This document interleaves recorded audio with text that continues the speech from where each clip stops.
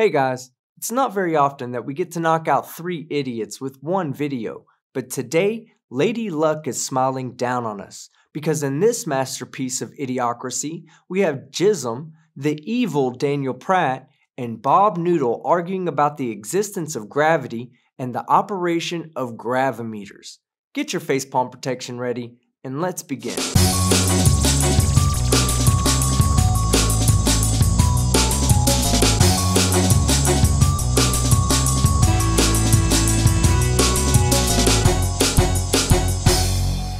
Wow, this Bob just does not quit.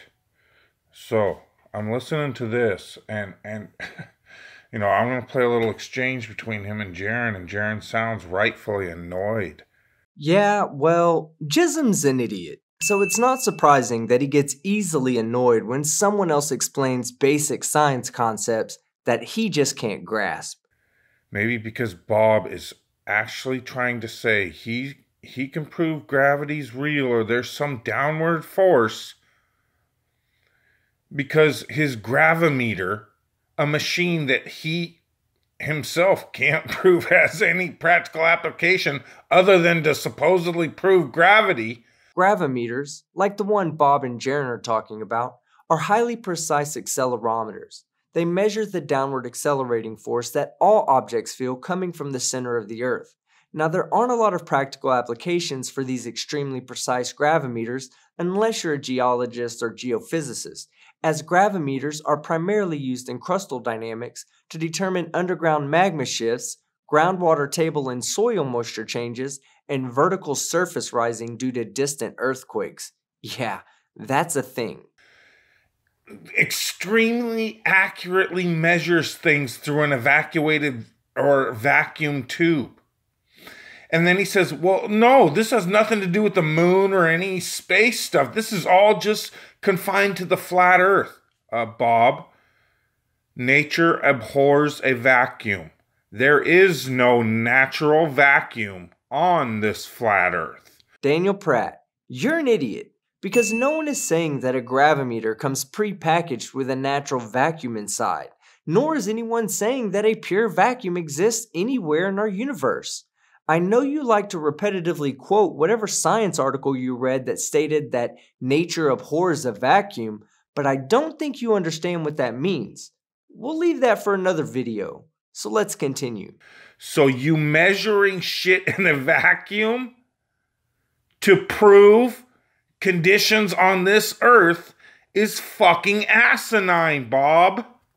No, what's asinine, Pratt, is when you deny the existence of gravity because you don't understand what a vacuum is, nor do you understand what role it plays in a gravimeter, you idiot. Now, Bob Knodle is going to try to explain how these gravimeters work, and he gets it kind of right. Most gravimeters cool atoms like cesium down to near absolute zero, then drop them through a vacuum, firing lasers at them while they're in free fall. So the near vacuum in this case, Pratt, is needed so that the freefall speed of the atoms doesn't slow down due to them hitting the atmospheric particles. Not to mention that if it wasn't a near vacuum, the laser beams would be hitting the atmospheric particles, and that would increase noise and false readings. It's called atom interferometry, and it's highly precise. Look it up. Inside of this box, there is a tube that has that is evacuated, that is a complete vacuum inside of it. And inside of it, they have an object that they can cue and make go up and down, essentially. And what happens is the laser interferometer, just like it does on LIGO, tracks the length of that tube, okay? And when an object is dropped from the top of that tube down towards the bottom where the force is, it will accelerate at a very specific speed. Now, the reason it's a gravimeter is because there are places on Earth, believe it or not, that the gravity varies slightly from one place to another, okay, or the downward pulling force. And Bob Knodle, you are so close to becoming a globe earther, but you're so stupid you don't even see it. First, you admit that the fiber optic gyroscope shows 15 degrees drift. Now, you were admitting that there's a downward force that seems to vary on parts of the Earth where there is a higher relative density due to an increased amount of landmass. The only thing left is curvature. I'm so close to inviting you to my next family Christmas dinner. Believe me, guys, I hate using the term gravity as much as you do. Never mind. You're a fucking idiot. First of all, the gravity should vary from here to the top of Mount Rainier. So that should be easily measured by everybody. You don't need a fucking gravimeter to do it. Right. There should be a different acceleration at the top of Mount Rainier than at sea level, but you are wrong to assume that it should be easily measurable. Using the radius of the Earth as 6,371 kilometers, the height of Mount Rainier's peak at approximately 4.4 kilometers above sea level, and the gravitational acceleration at sea level of 9.8196 meters per second squared, we should expect to see a gravitational acceleration of 9.8061 meters per second squared, or 0.0135 meters per second squared less at the peak of Mount Rainier than at sea level. So there is a measurable difference, even though it may be minute, but you're going to need a machine like a gravimeter to measure it, you idiot. Yeah, I know. So when I say gravity, just substitute in the downward acceleration or the downward force, okay? Because that's essentially, what we just showed is going on here. So then what the accelerometer does is when you drop this object through the evacuated tube, it will accelerate and it will hit the bottom of that tube at a very precise time interval, okay? Meaning that you can then extrapolate the acceleration and how fast it's going inside, okay? And obviously, because it's a laser interferometer and we have covered how interferometry works, it is unbelievably accurate, okay? I mean, saying that a 10,000th of a width of a hair is nothing for this thing. I mean, it's way, way, way accurate. So essentially what it's measuring, again, is this acceleration force that's going downwards, and it varies from place to place. Gravity, or buoyancy and density have no role in this whatsoever, because it is doing this acceleration through this tube that is completely evacuated. But there is no place on this Earth where buoyancy and density don't have an effect, because there is no natural vacuum on this flat Earth. Daniel Pratt, you're a fucking idiot. The vacuum is necessary to increase the precision of the gravimeter. However, the force of gravity is independent of the vacuum. The vacuum simply removes the presence of the atmospheric particles, reducing the chance for the atoms to hit them during free fall and slow down due to friction. I feel like there's a Brian Cox video that shows this perfectly. Oh, here it is, playing now.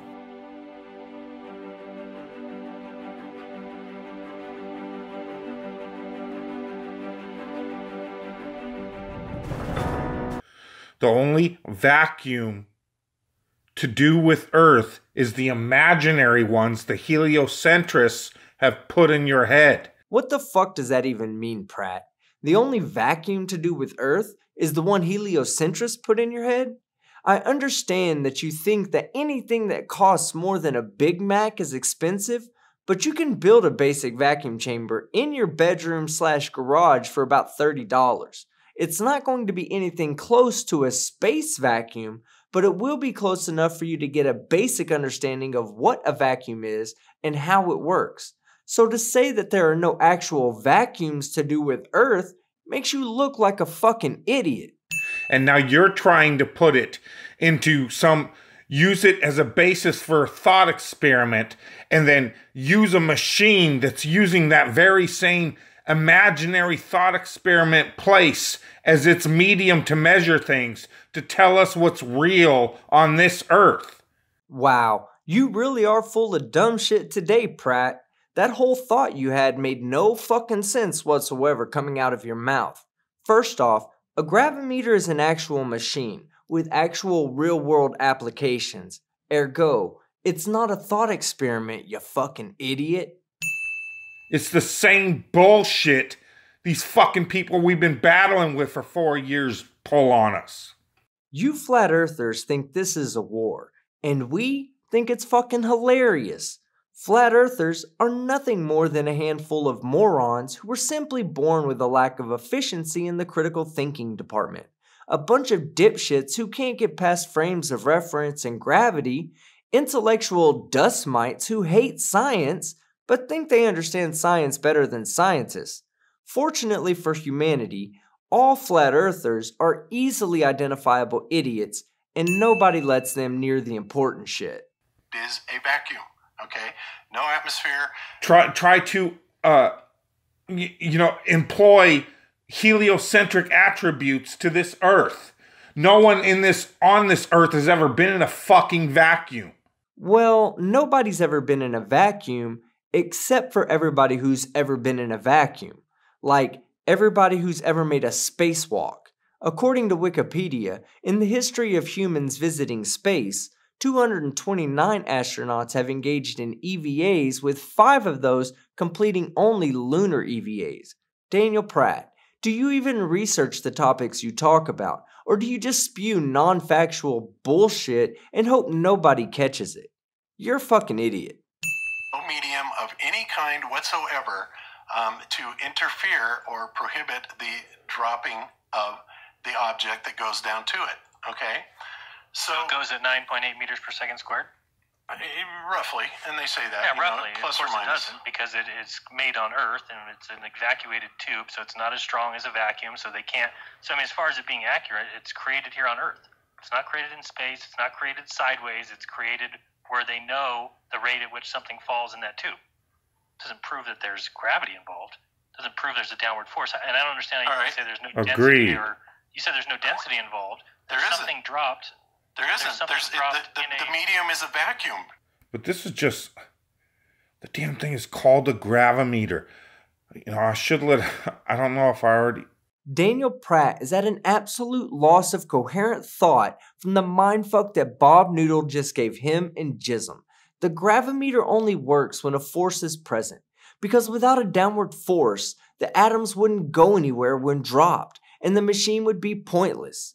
Call it what you want, but it's time for flat earthers to stop being willfully ignorant idiots and follow Bob Knodle and Mark Sargent's lead by accepting gravity as a fundamental fact of reality. There's no density involved. But no, what is dropped in it? I don't know, some sort of a metal object? Right, and I'm sure that metal object has density. Of course it does, but when it's traveling through... Hold on, let's just Jaron, stop. Don't do semantics here. You gotta love when two flat earth idiots are arguing with each other and one is pulling the same duck and dodge game that we have to deal with regularly when asking them questions about their evidence. Yes, Jism, we know the objects that are being measured in freefall have both a mass and a volume, therefore they have a density. However, you dipshits say that it's relative density that makes things fall, and since the vacuum is essentially void of matter, like Bob said, there is no second density to be relative to. Not to mention that if relative density was the reason that objects were accelerating through a vacuum, then the objects with higher densities would fall at a different rate than the objects with lower densities. And as we all know, all objects fall at the same rate in a vacuum. Yes, I said that the object is dropping through it. That's correct. Right. But what it's dropping through is no medium. Okay? There's nothing, in other words, like the cherry has... In other words, Bob, you are taking the bullshit Brian Cox experiment, bowling ball feather experiment, saying it's in this little gravimeter portable machine, so therefore gravity.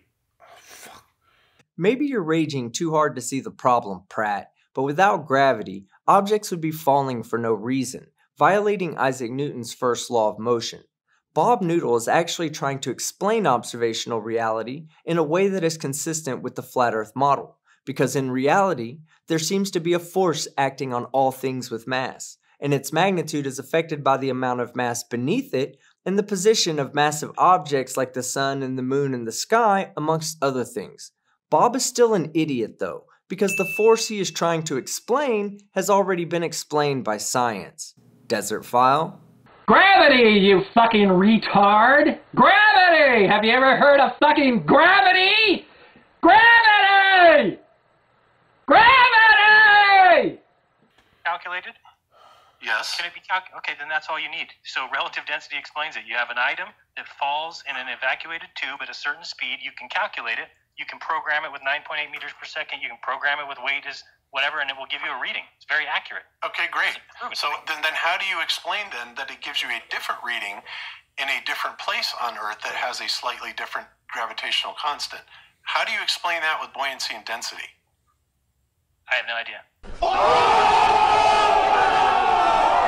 Exactly, Bob. Flat Earth idiots deny gravity exists. They say that things just fall because of reasons. But when you point out to them that the rate at which things fall vary depending upon location, they can't seem to find a reason then. That's right. You don't, because... No, I've never seen that done. That you can take this split to somewhere else. I've never seen it. So now we're going to deny it because you haven't seen it done? Jism. That's a genetic fallacy, and you're a fucking idiot. Were you there when your phone was made? Or how about when your computer was assembled? Why is it okay to accept the sciences behind those technologies, but not accept the sciences behind the gravimeters? That's right, because you pick and choose when you want to apply your belief system based on whether it supports your self-deluded narrative. Yeah, I've never seen this thing. If it goes somewhere else, I don't know what's going on. Is it measuring some sort of energy from the ether that might change in different locations? How would I know that? Well, you wouldn't know that, Jism, because the ether doesn't exist, you idiot. So for you to know how the ether would affect a gravimeter, you would first have to define what the ether is, how do we detect it, and what role it plays on the measurements being taken. Until then, you can just assume that the ether affects the gravimeter about as much as Santa Claus affects Easter. Well, if it didn't, then this entire piece of equipment is a complete waste of money. All right? So what is it used for? I don't get what it's used for then. It's used to detect differences in the downward force on different places in the Earth. That's why it's called a gravimeter, because it detects downward force and the variances in it from place to place. And what we can apply in real life. This is Exactly. real life. This is real life. This Now, is where real can we life. apply that? Like, so Because I got a thing called a gravimeter that is a computer and can be programmed to give the results of pretty much whatever I want it to. Just ask Hillary Clinton and Diebold and the voting machines. I'm really sorry, guys. I should have warned you before you started laughing to pull out your umbrellas to avoid being hit in the face by pieces of Daniel Pratt's lung. A gravimeter makes measurements independent of a program location, not to mention that one of its real-world applications is to measure how much the crust has been displaced by distant earthquakes. I'd really like for Pratt or Jism to explain how they pre-programmed the computer to compensate for future earthquakes. Either the government is suppressing the fact that they have mastered geophysics to a point that they can precisely predict location and magnitude of all future earthquakes, or gravity is real. The gravimeter works based on its presence, and both of you guys are fucking idiots. He's asking what is the application? What is the application of it? I don't know. I mean, so the moon would affect this greatly, depending on whether the moon is full, whether it's half, whether it's... Jism, you're an idiot. While the sun and moon both play a role in the readings of a gravimeter, the moon itself doesn't change its influence depending on the phase it is in. The phase of the moon is a consequence of its relative position to the sun, and does not determine its distance from Earth, nor does it change its mass. As far as you know, there is no fucking vacuum. You cannot find a natural vacuum anywhere. As most everyone knows by now, there is a definitive pressure gradient in our atmosphere. So as the elevation increases and the atmospheric pressure drops, it will eventually reach a point where it is essentially at equilibrium with the vacuum of space. So if you are a space-denying idiot, then sure, there is no natural vacuum except the one in your head, Daniel Pratt. But for the rest of us who accept reality as a fact, the Earth is surrounded by the vacuum of space. So every human on Earth is closer to a natural vacuum than one side of Texas is to the other. So the only people that are invoking a vacuum into this argument are the very space agencies that lie to us, that we've caught them in how many lies? There are quite a few models of gravimeters out there, but only a few possess the extreme precision discussed in this video, and those are all priced at well over $50,000. The thing is, the primary use of gravimeters involved geophysics, not astrophysics, so not a single gravimeter I found for sale was manufactured by a space agency. Daniel Pratt, you're a fucking idiot.